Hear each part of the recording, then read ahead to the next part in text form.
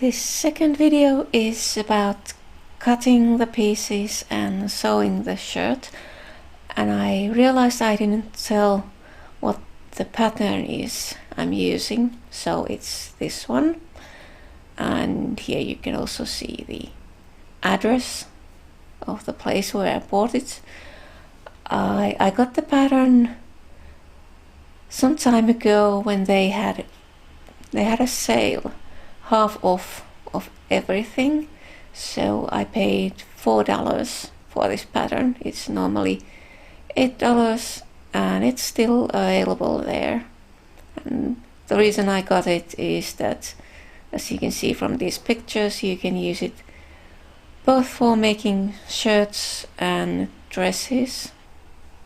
I started by cutting the t-shirt into flat pieces, just cutting the side seams open and the shoulder seams and removing the sleeves. So I got flat pieces which I could then cut using the pattern, and trying to get the pattern fit so that I could get the actual entire pieces of this t-shirt. It wasn't that easy because the shape was a bit different, especially in the upper part of the pattern, but I managed to do that sort of close enough.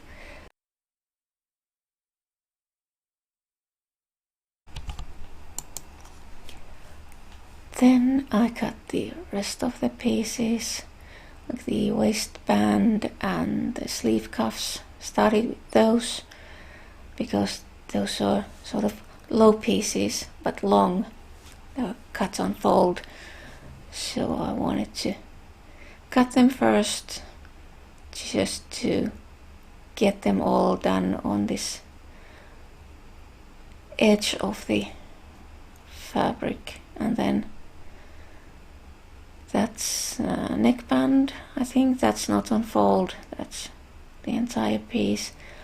And then cutting the pieces for the sleeves and here, and going a bit back and forth because I wanted to save the fabric, not waste anything, so I wanted to be as accurate as possible with the how much I folded the fabric, so there wouldn't be too much excess around the pattern.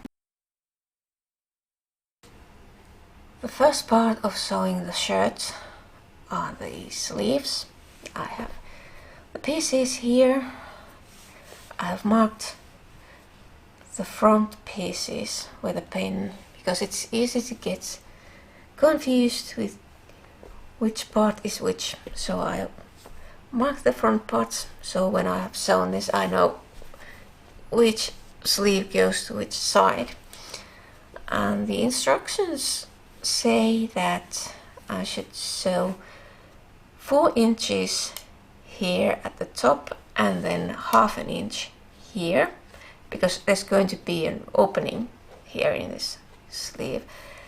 But since I'm used to centimeters, I'm sewing 10 centimeters here, that's approximately 4 inches, and then 1.5 centimeters here, that's, well, not quite half an inch, but close enough. So I'm going to sew these here and then explain the next step.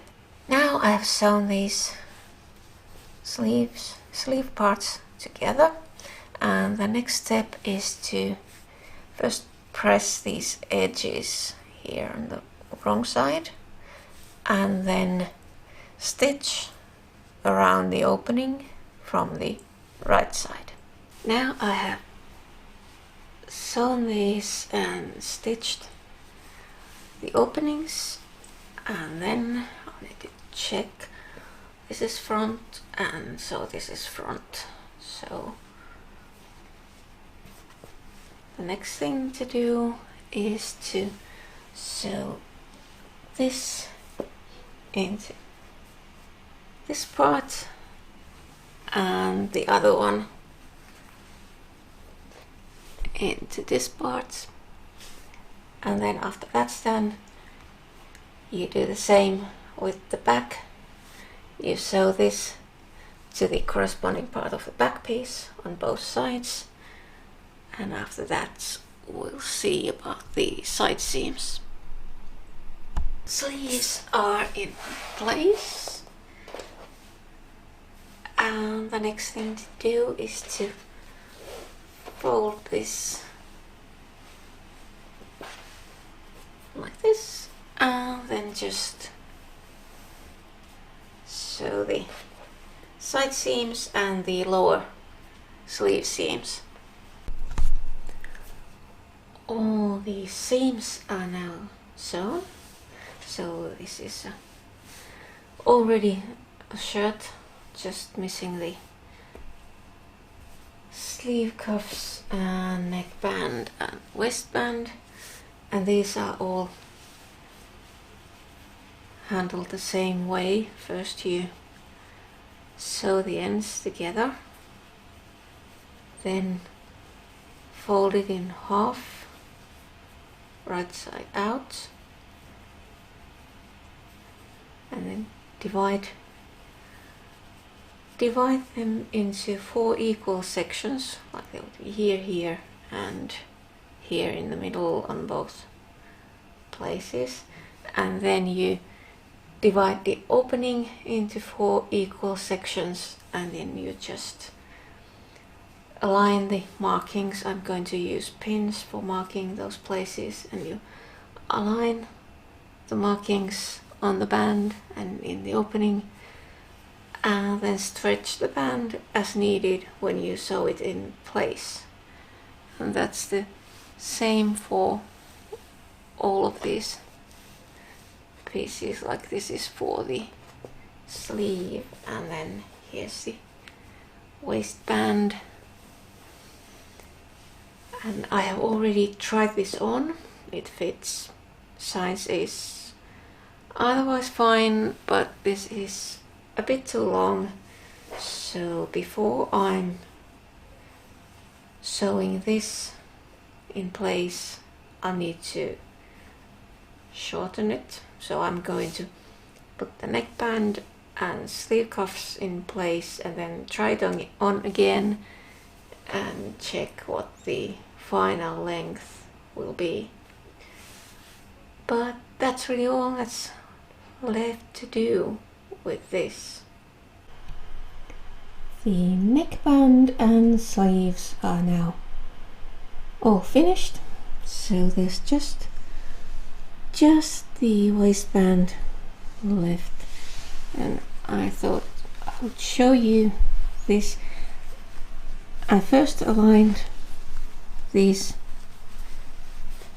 sides and then in the middle, and then I just kept stretching this, like this 1/4 stretch it, so that the both fabrics, they were even, and then place the pin in the middle, and then did the same with this part and put the pin in the middle.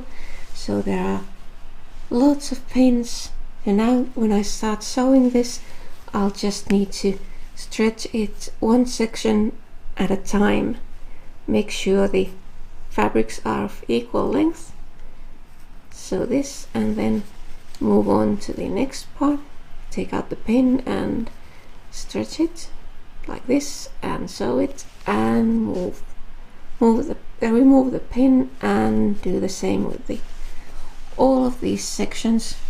So everything should be even when you do it that way, but I guess we'll see after I have sewn this seam. The shirt is now all finished and the waistband looks nice. Everything looks as it should. The only problem with all of this was that I was using a stitch I hadn't used before on my sewing machine, and it had some problems. I don't know why, but the thread kept snapping, and at one point the machine just changed the stitch all on its own and started going forward without me pressing the pedal, so I had to cut off the power just to make it stop. But I managed to finish everything. I think if I'm going to make another one of these like I was planning, I'll probably do that at school and use a serger, because that'll be much faster and also the result will be neater. And here are pictures of the shirt before and after. So the original shirt and now this modified one, which fits much better and feels much better when I put it on. The pink fabric, it's just too thick and too stiff, so the sleeves, they were never quite right. But now it's finally comfortable.